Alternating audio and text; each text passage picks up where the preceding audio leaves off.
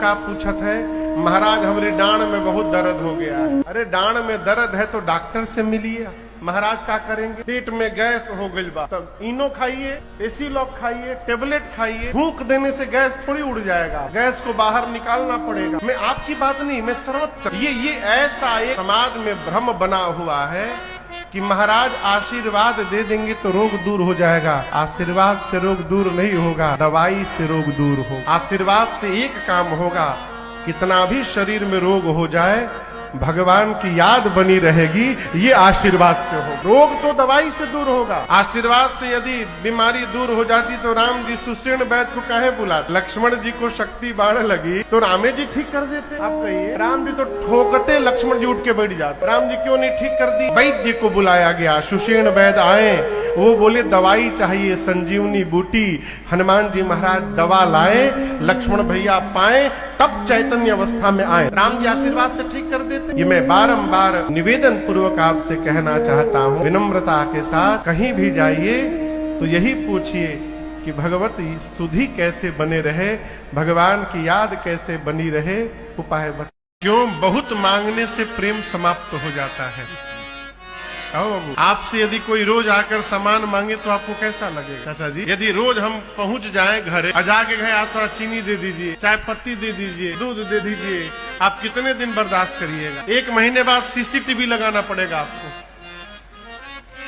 और एक आदमी लगे देखिए आवता कि नहीं आवत। आपसे कोई नित्य मांगे तो आपको अच्छा नहीं लगता। हम रोज भगवान से मांगते हैं, क्या भगवान को अच्छा लगता होगा क्या? इसलिए मांगना बंद करिए। बहुत मिल गया हो, अवलोकन करिए, भगवान ने बहुत दे दिया है। जितनी पात्रता नहीं है उससे अधिक परमात्मा ने प्रदान किया है। इसका स्मरण करके दिन रात धन्यवाद करिए। बड़ी कृपा प्रभु आपकी।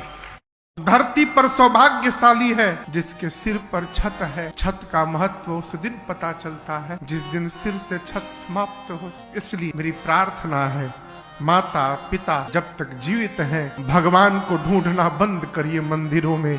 घर में साक्षात आपके भगवान विराजमान हैं, उनकी सेवा करिए। उनकी सेवा करिएगा तो भगवान विश्वनाथ प्रसन्न होंगे। आप काहे को तू भूल के बैठा,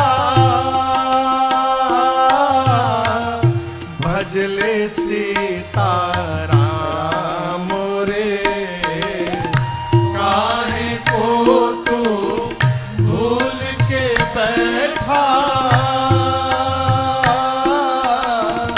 भजले सीता राम रे।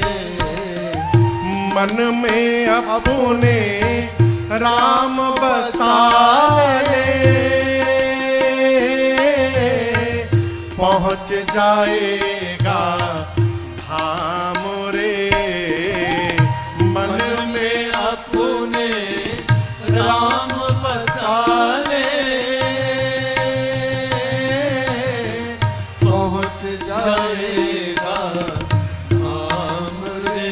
जिसके लागे रे लगन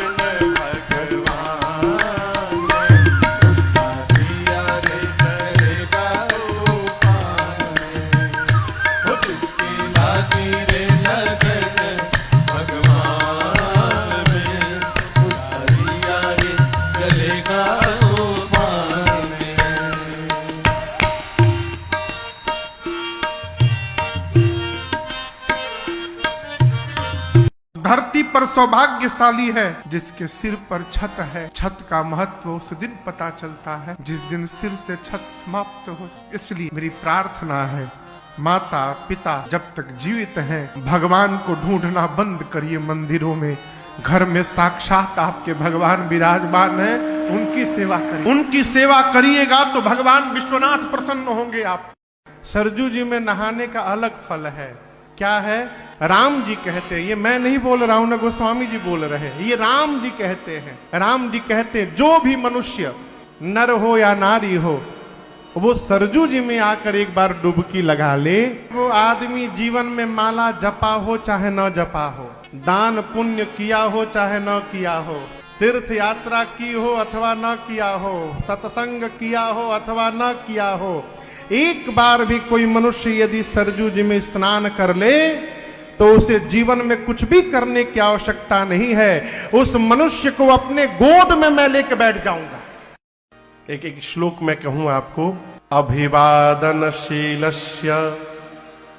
नित्यं वृद्धोपसेविनः चत्वारि संप्रवर्धन्ते आयुर्विद्या यशो बलम।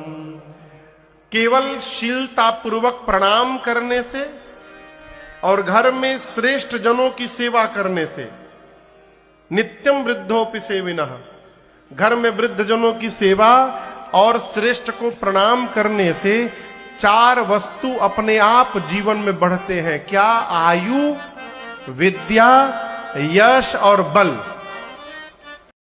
भगवान को छोड़कर कोई है भी नहीं। भ्रम बना है कि सब है, भ्रम अच्छा है, लेकिन यदि भ्रम तोड़ना हो ना तो 2 महीना घर में पागल होने का नाटक करिए। बस 2 ही महीना बहुत है। पागल होने का नाटक करिए कि हम पागल हो गए, सबके चेहरे सामने नजर आ जाएंगे। ये भ्रम अच्छा है कि सब प्रेम करते हैं, भ्रम बना रहे, लेकिन ये जान के रखना है कि भगवान को छोड़कर कोई अपना नहीं।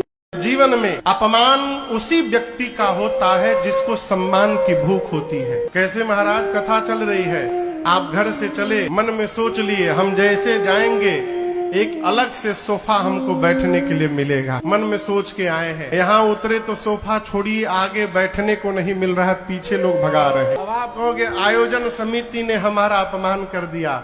किसी ने आपका अपमान नहीं किया। सोचा किसने सोफा मिलेगा? आपने। तो आपने अपना अपमान स्वयं किया। ये कथा कहती है सम की भूख लेकर जहां जहां भी जाइएगा वहां से अपमान की माला पहन के वापस आना पड़ेगा। सम्मान की कल्पना ही मत करिए साहब। सम्मान हो गया, भगवान की कृपा, नहीं हुआ हम तो सोचे ही नहीं थे। आनंद में जीवन बना रहेगा। और जहां माला की कल्पना करके जाइएगा माला नहीं मिलेगी, 4 घंटा टेंशन में बीत जाएगा। अपने को नहीं मिली, इससे अधिक टेंशन दूसरे को मिल गई ये देख करके हो जाएगा।